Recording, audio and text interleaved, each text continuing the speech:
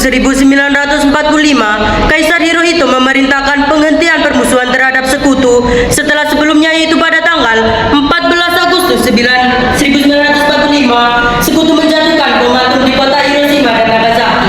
Berita tentang kejahatan senjata yang dilakukan oleh Jepang ini disiarkan di radio Jepang dari Tokyo. Ternyata siaran tersebut tertangkap di Indonesia dan Sultan Syahrir mendengarnya. Diberitakan hari ini, Jepang telah menyerah terhadap sekutu. Aku harus memberitahu pemuda tentang berita kekalahan Jepang ini.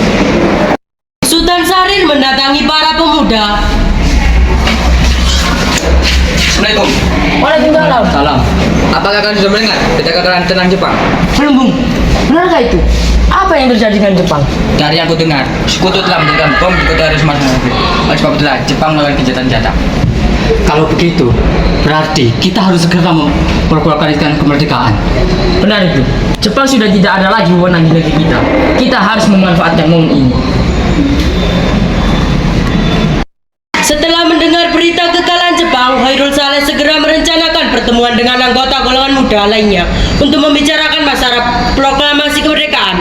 Pertemuan ini dilangsungkan di Jalan Pegangsaan Timur nomor 17 Jakarta pukul 2.00 waktu Indonesia Barat.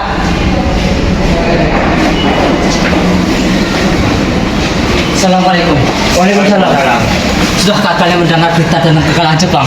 Belum, kawan. Dari mana engkau tahu tentang itu? Barusan saya dan Soekarni berkumpul dengan Syahrir. Ia mendengar siaran radio Jepang yang mengumumkan berita tentang gencatan senjata itu. Berarti negeri kita dalam vacuum of power.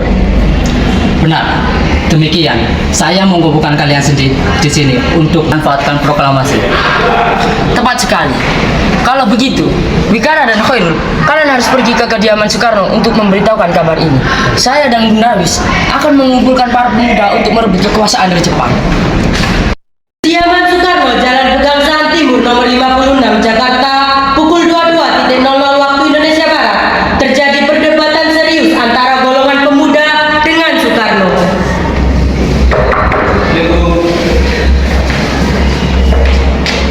Waalaikumsalam. Apakah ada kabar? Ada, silakan. Silakan duduk. Terima kasih.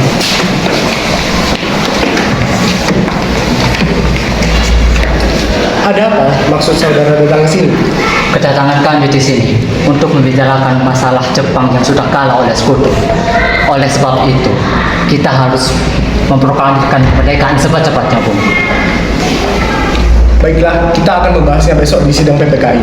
Tidak bisa, Bung. Kita harus memproklamasikan kemerdekaan juga, Bung. Kalau kau datang ke sini hanya untuk membunuhku, bunuh saya. Mau melaporkan suamiku. Sabar dulu, Bung. Tapi ini saat yang tepat, Bung. Jepang sudah kalah oleh sekutu dan tidak ada kuasa lagi di negeri ini. Mengapa harus menunggu? Rakyat sudah banyak berita akibat penjajah ini, Bung. Kau bilang Jepang adalah bangsa silam. Belum lagi kita harus menghadapi Belanda yang tidak kembali berkuasa di negeri. Jika saudara tidak setuju dengan apa yang saya katakan dan mengira diri saudara telah sanggup untuk menopang kekuatan sendiri, mengapa datang pada Soekarno dan memintanya untuk memproklamasikan kemerdekaan? Apakah kita harus menunggu janji Jepang untuk memerdekakan bangsa ini, Bung? Kita bisa, Bung. Mengapa harus menunggu janji manis itu? Jepang sendiri bahkan telah kalah terhadap musuhnya, Bung. Kekuatan segelintir ini takkan mampu mengalahkan armada perang milik Jepang. Coba kau buktikan padaku, mana kekuatan yang diberi tangan itu? Apa tindakanmu untuk menyelamatkan istri dan anak-anak jika ternyata terjadi pertumpahan darah?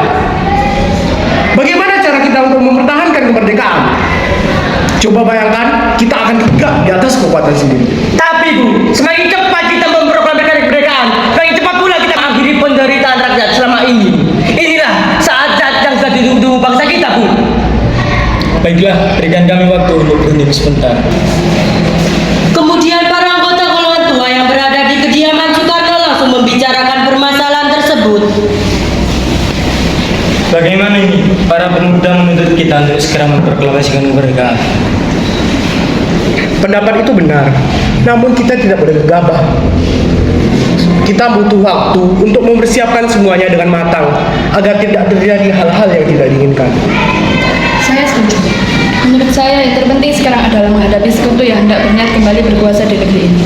Selain itu, masalah kemerdekaan sebaiknya kita bicarakan lagi dalam sidang PPKI 18 Agustus mendatang. Lalu, bagaimana dengan pendapat golongan muda? Apa kita abaikan saja?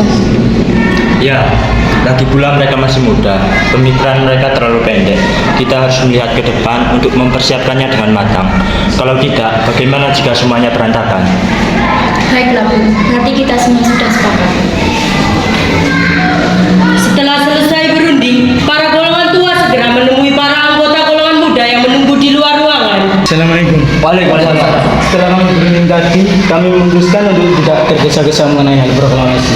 Hal ini masih akan dibicarakan lagi dalam sidang PPKI.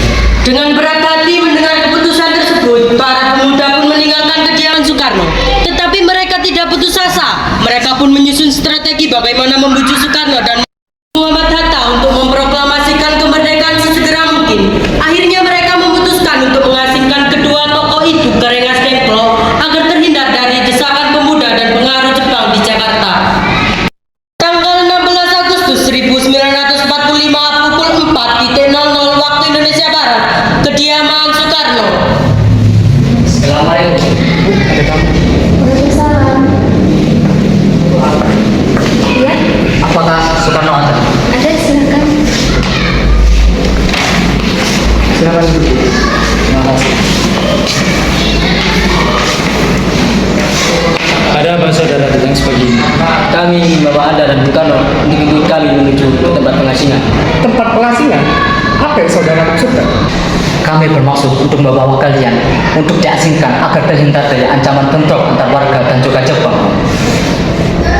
Baiklah, kami akan ikut. Sebaiknya Ibu Fatmawati beserta anak Anda turut serta juga, Bu, untuk menjamin keselamatan mereka. Baiklah, saya akan mengajak mereka.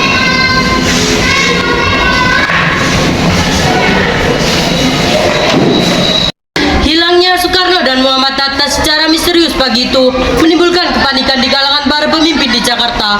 Peristiwa ini baru diketahui oleh Mr. Ahmad Subarjo pukul 8.00 waktu Indonesia Barat. Apakah kalian tahu keberadaan Soekarno dan Hatta? Pak, kami tidak tahu. Katakanlah kepadaku di mana mereka sekarang. Dan aku akan menjamin keselamatan mereka ketika kembali ke Jakarta. Dan aku akan menjamin kemerdekaan untuk kalian esok harinya. Akankah Anda bersumpah untuk itu? Kau bisa percaya padaku, nak? Baiklah, saya akan mencoba-cobanya ke Rengas Dengklok. Nak, Saya, tolong antarkan kami ke Rengas Dengklok. baik Pak. Perundingan dengan Soekarno di Rengas Dengklok. Nah, sekarang jelaskan mengapa saudara sekalian membawa kami ke sini.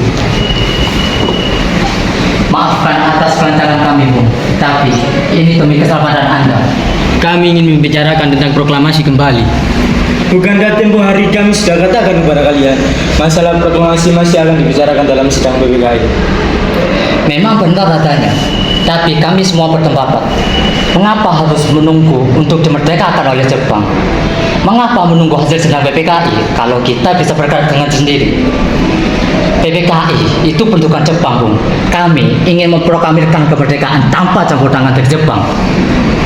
Pendapat itu benar, namun Indonesia masih terlalu dini untuk memproklamasikan kemerdekaan.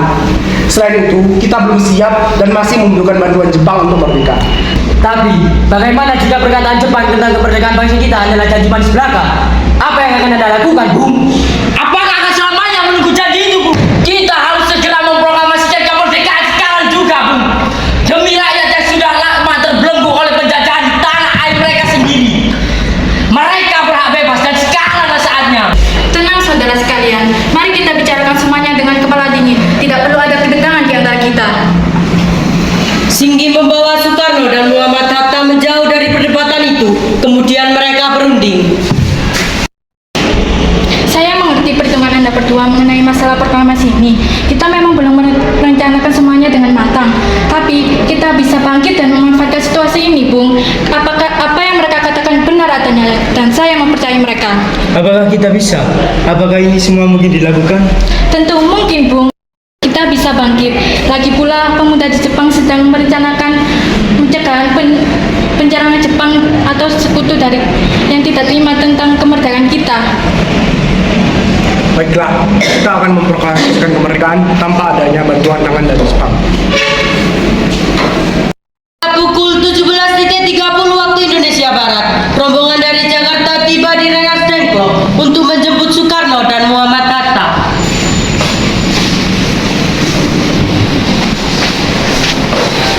Syukurlah kalian semua baik-baik saja. Jadi bagaimana keputusannya?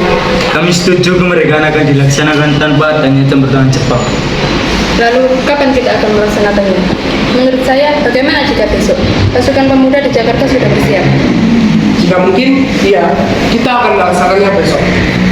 Selesailah perundingan di Rengas Dengklok. Semua anggota golongan tua maupun muda kembali ke Jakarta untuk membahas lanjut rencana proklamasi kemerdekaan tanggal 17 Agustus 1945. Pertemuan Mr. Ahmad Subarjo dengan Khairul Saleh.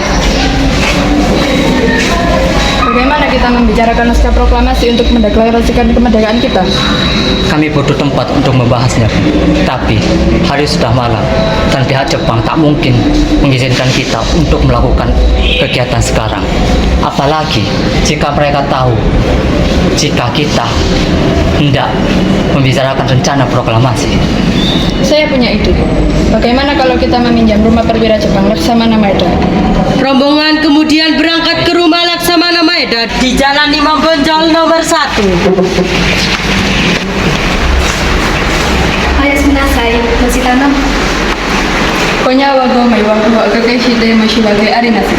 Ashita okunawa reru dokuretsu de kakunetsu de hanashi wa baso ga hitsuyo desu. それは本当ですか？その場合は中身してください。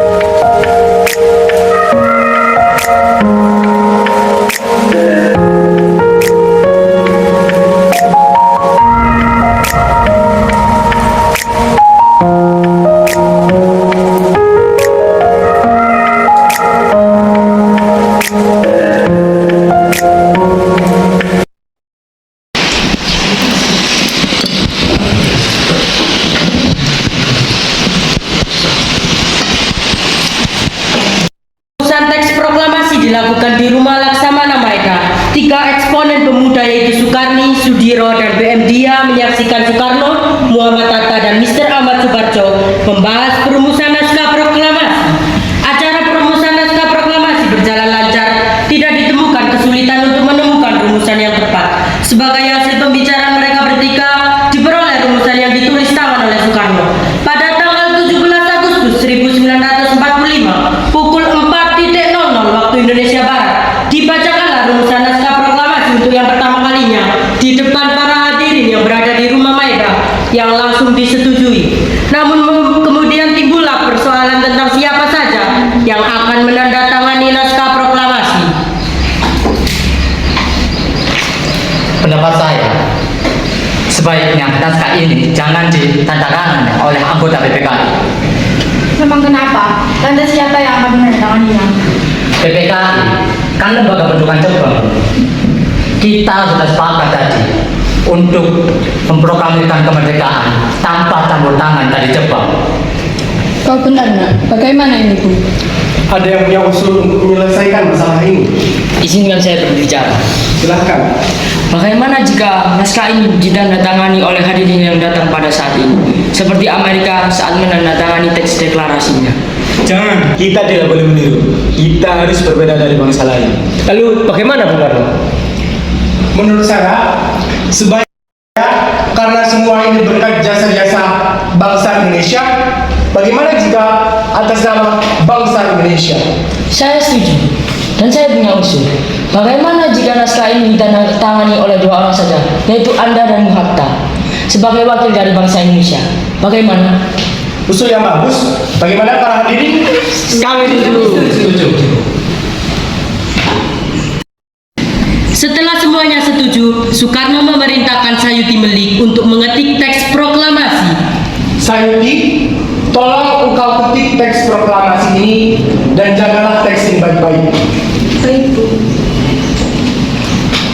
Sayuti Melik pun mengetik teks tersebut.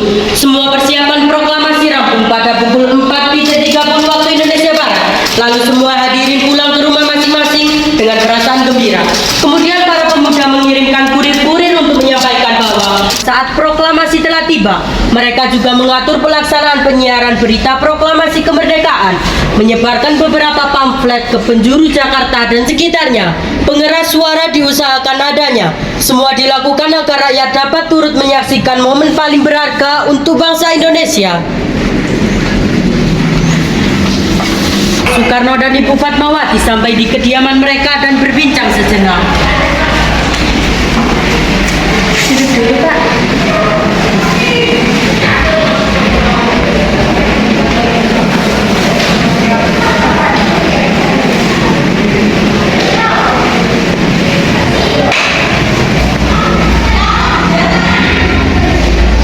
Bagaimana hasilnya, Pak? Alhamdulillah, semuanya berjalan dengan lancar.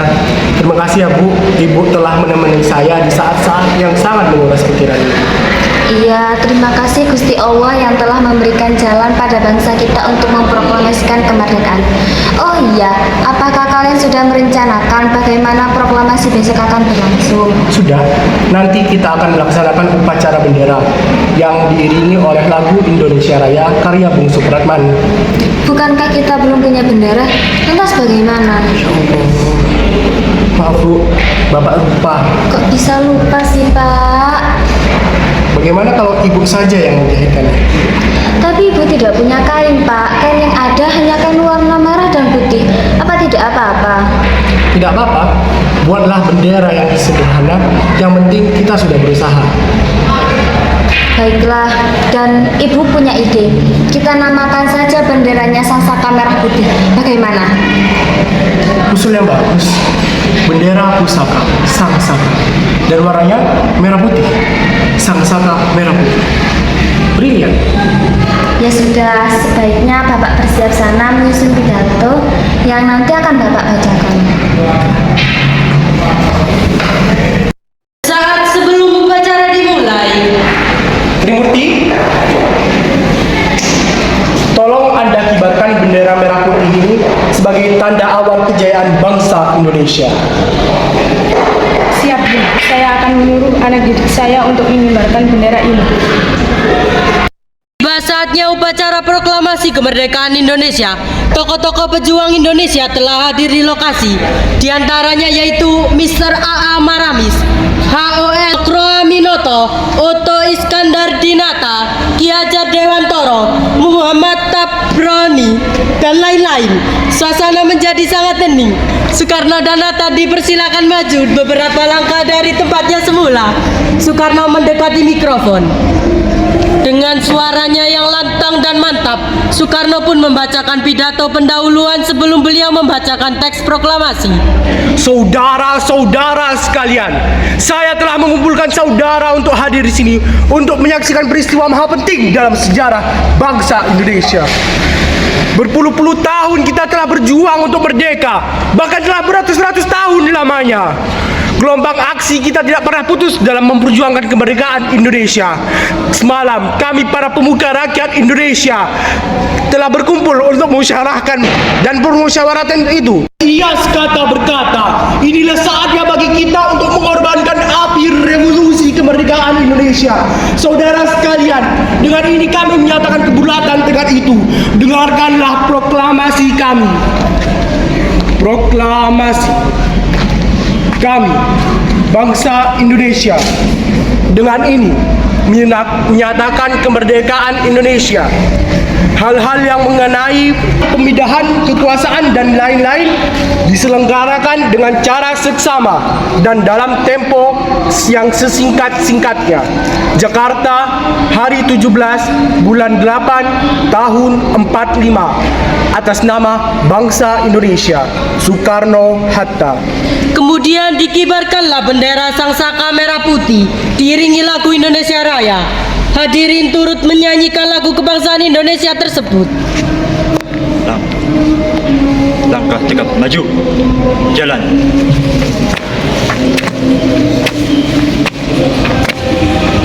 Janji. Gerak. Hadap kini ke kanan.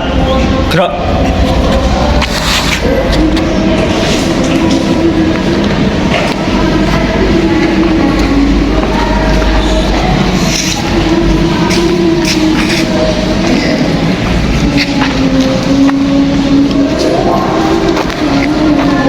Kepada Sang Merah Putih, hormat, gerak.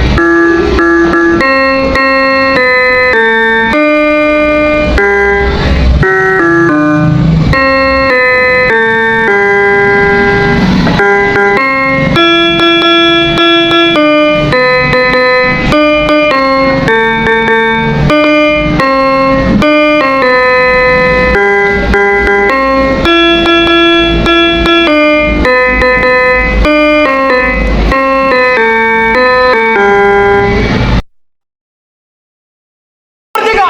Merdeka! Merdeka! Merdeka! Allahu Akbar.